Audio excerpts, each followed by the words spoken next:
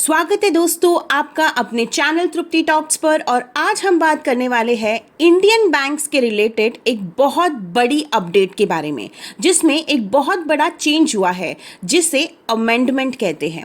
अब अमेंडमेंट मतलब जो अलग अलग कानून होते हैं उसमें थोड़े चेंजेस लाना, मतलब कुछ ऐड करना या फिर कुछ कानून निकाल देना। और आज हम बैंकिंग अमेंडमेंट लॉ के बारे में बात करेंगे जिसमें एक बहुत बड़ा चेंज हुआ है। हमारी फाइनेंस मिनिस्टर निर्मला सीतारमण ने बैंकिंग अमेंडमेंट बिल लाया है। तो ये बिल लोकसभा से पास होकर राज्यसभा में जाएगा, राज्यसभा से पास होकर राष्ट्रपति के पास जाएगा और राष्ट्रपति अगर इस पर साइन कर दे तो वो एक कानून बन जाएगा।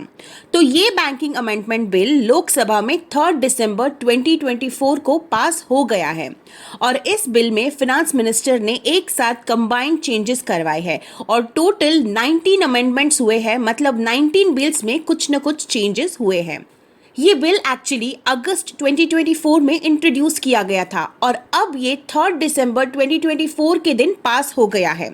अब इस बिल में एक नियम ऐसा रखा गया है कि अब एक बैंक अकाउंट में आप 4 नॉमिनीज रख सकते हो, मतलब जो पहले आप एक नॉमिनी रखते थे अब 4 नॉमिनीज रख सकते हो। अब ये 4 नॉमिनीज का क्या मतलब है और ये चेंज क्यों किया गया है, आइए जानते हैं। तो देखिए दोस्तों, इसका मतलब ये है कि अगर XYZ पर्सन का एक बैंक अकाउंट है और आगे जाकर XYZ को कुछ हो जाता है, उनकी डेथ हो जाती है, तो अब XYZ के बैंक में रखा हुआ सारा पैसा अब किसके पास जाएगा। तो ऐसी सिचुएशन के लिए नॉमिनी की व्यवस्था लाई गई थी। ये आज से नहीं बल्कि बहुत सालों से लोग अपने हर बैंक अकाउंट में एक नॉमिनी का नाम जरूर शामिल करते हैं, जो कि कोई भी हो सकता है। मम्मी, पापा, पति, पत्नी, बेटा, बेटी, किसी को भी नॉमिनी बना सकते हैं, लेकिन सिर्फ एक नॉमिनी का नाम मेंशन कर सकते थे कि भाई मुझे कुछ हुआ तो बैंक अकाउंट का सारा पैसा इस नॉमिनी को दिया जाना चाहिए। ऐसा बैंक अकाउंट और सेम डीमैट अकाउंट में भी होता है। तो इसमें जब लोग एक नॉमिनी रखते थे, जैसे पति ने पत्नी को रखा, पिता ने बेटे को नॉमिनी रखा, लेकिन जब कोरोना आया तो हालत इतनी खराब हुई कि कहीं कहीं तो एक साथ पूरी की पूरी फैमिली की डेथ हो गई, कहीं कहीं पूरे कपल पति पत्नी की एक साथ डेथ हो गई। तो ऐसे में जिसका बैंक अकाउंट था वो तो चला गया और जो नॉमिनी था वो भी चला गया, तो अब पैसे किसे दिए जाए। तो इस प्रॉब्लम के कारण नॉमिनी के कानून में कुछ चेंजेस करने की आवश्यकता महसूस हुई। आपको जानकर शॉक होगा कि आज हमारे इंडियन बैंक्स में टोटल 78,000 करोड़ 78,000 करोड़ रुपए ऐसा पड़ा है जिसे लेने वाला कोई भी नहीं है।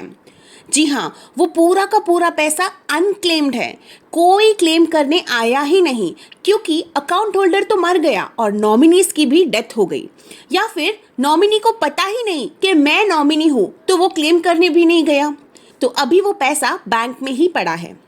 अब पहले आप एक ही नॉमिनी बना सकते थे, लेकिन अब जो अमेंडमेंट किया गया है उसके हिसाब से आप 4 नॉमिनी तक के नाम मेंशन कर सकते हो। अब आपके मन में ये सवाल आ रहा होगा कि 4 नॉमिनी में ये पैसे कैसे बटेंगे। तो आपको इसमें भी 2 टाइप्स दिए गए हैं। जैसे कि पहला टाइप ये है, अकाउंट होल्डर को कुछ हुआ तो फर्स्ट नॉमिनी को पैसा जाएगा, अगर फर्स्ट नॉमिनी को कुछ हुआ तो दूसरे नॉमिनी के पास पैसा जाएगा, अगर दूसरे को कुछ हुआ तो तीसरे के पास, और अगर तीसरे नॉमिनी को कुछ हुआ तो फोर्थ नॉमिनी के पास पैसा जाएगा। या फिर सेकंड ऑप्शन है कि अकाउंट होल्डर चाहे तो वो पैसा, जो उसका पैसा है, वो चारों नॉमिनी में इक्वली डिवाइड कर सकता है। तो वो यहाँ पे लिख सकता है कि मेरे जाने के बाद इन 4 नॉमिनी में ये पैसे इक्वली डिवाइड होने चाहिए। फिलहाल इसमें 19 अमेंडमेंट्स हैं, बट सबसे ज़्यादा चर्चा नॉमिनी लॉ के बारे में हो रही है। ऐसे सेम केसेस दोस्तों शेयर्स में भी होते हैं। हम में से बहुत लोग, डीमैट अकाउंट है, हमारा डीमैट अकाउंट है जिसमें हमने शेयर्स खरीदे हैं, इन्वेस्ट किया है, बट इसकी इन्फॉर्मेशन हमारे परिवार को नहीं होती। हमको लगता है कि घर वालों को क्यों बताना, वो क्या ही शेयर्स के बारे में समझेंगे। बट ऐसे में अगर उनके पास जानकारी ना हो तो आप शेयर्स की जानकारी अपने परिवार या नॉमिनी को ज़रूर दें, चाहे आपका इन्वेस्टमेंट छोटा हो या बड़ा, क्योंकि वो ही छोटे इन्वेस्टमेंट आगे जाकर एक बड़ी अमाउंट अकाउंट बन सकती है और आपके परिवार को बहुत बड़ी मदद मिल सकती है दोस्तों। अब अगर शेयर होल्डर मर गया और नॉमिनी को कुछ पता ही नहीं कि वो इस डीमैट अकाउंट का नॉमिनी है, तो उन शेयर्स का क्या होता है? तो ऐसे में ये सारे पैसों को एक कंजर्वेशन फंड जो IEPF है हमारे पास, investor education and protection fund, उसमें ट्रांसफर किया जाता है। मतलब शेयर होल्डर के नॉमिनी को ढूंढा जाएगा और उन पैसों के असली मालिक, असली नॉमिनी को वो पैसा दिया जाएगा। अब रिफंड कैसे करें, क्लेम कैसे करें, ये भी सारी जानकारी दी जाएगी। तो अगर आप शेयर्स में इन्वेस्ट करते हो दोस्तों, तो आपके परिवार को ज़रूर बताएं कि आप इस अकाउंट के नॉमिनी हो। इसके साथ साथ मिनिस्टर ने ये बात भी कही कि हमने 2014 के बाद जो बैंक सेक्टर में काम हुआ है 2014 के बाद, उसमें कोई भी बैंक फेल नहीं हुआ है। बैंक सेक्टर की लगातार ग्रोथ हुई है, हर बैंक का परफॉर्मेंस अच्छा है और हर बैंक प्रॉफिट में काम कर रही है।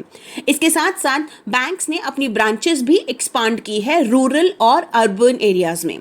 और 2023 से लेकर 2024 में इंडियन बैंक्स ने टोटल 1.5 लाख करोड़ रुपए का प्रॉफिट कमाया है।